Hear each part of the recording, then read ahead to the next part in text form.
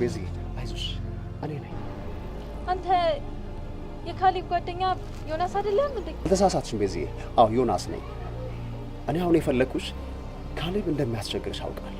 ለእህትሽም ብለሽ እስካሁን ድረስ እንደተጎዳሽና እንደታገሽም ሰምቻለሁ ካሌብ ሊጎዳሽ ከፈለገ ራስሽን እንድትጠብቂ ነው አሁን ሲያገኘሽ እሺ በጣም አመሰግናለሁ እኔ ግን ቆይ ለምን ግን ለእህትሽ ሰብሊ አልነግራትም አይ እህቴ በዚህ ሰዓት ማወቅ የለባትም ይሄን ካወቀች ትጎዳብኛለች ቢያንስ እስክትወልድ መጠበቅ አለብኝ በቃ እንደዛ ከሆነ በፈለግሽው ሰዓት ላይ ደውይልኝ እሺ